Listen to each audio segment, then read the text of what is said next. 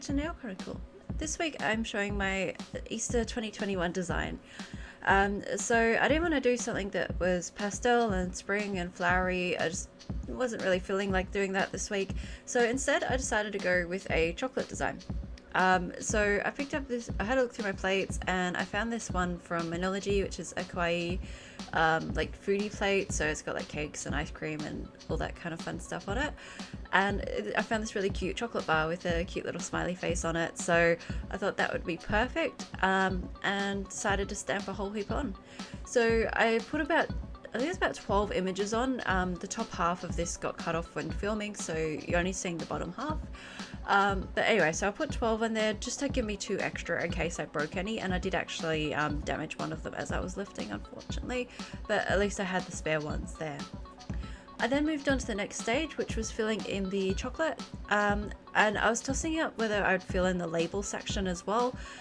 If I was going to, I would have done multiple colors, so maybe 3 colors in rotation, or like just a different color on each nail. But I decided to leave it plain. I didn't want to overdo it, and I wanted to keep it fairly simple, and just sort of highlight the chocolate bar as well. So after that, I put on a coat of Maniology smudge-free top coat, and then just let that dry.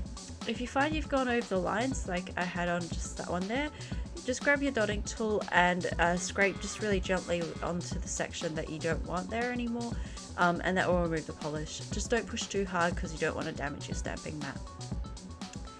So after letting that dry for about 5 to 10 minutes, I then gently left this up with the tweezers, just making sure that I take my time and that it is lifting up nicely. If you find it's still sort of sticking to the stamping mat, then it's not ready to pick up. Pop it back down on the stamping mat, and then just wait for a few moments, just longer, while it finishes off drying. Depending on how thick you've done them, sometimes you might find some are dry and some aren't, just like this one here. And so this is one of the ones I actually ended up putting aside because I decided that it wasn't that damaged, but I probably wouldn't use it if I had the choice. So I kind of kept it there just as a second backup plan Z.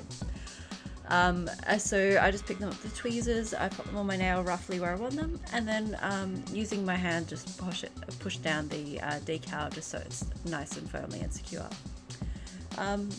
And another trick is, if the image doesn't stamp fully, you can also place it at the bottom of your nail like I have done with my pinky. And so it sort of looks like the image is just popping up through the bottom of your nail. It doesn't look like it's been cut off or you've missed a section, which is kind of cool, and it adds a bit of variety to your design.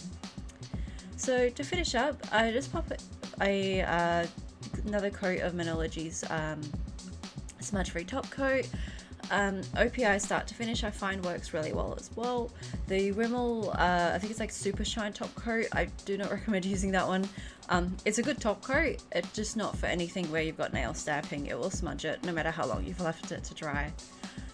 So I'll just put the smudge-free top coat on, and then just a normal OPI top coat on, and that's the design done. So I hope you enjoyed this, and I hope you've got a wonderful Easter planned. Stay safe, stay at home, Skype with friends and families. Let me know in the comments if you're going to be doing a Easter design and what you'll be doing. Don't forget to hit like and subscribe, and I'll see you next time. Bye!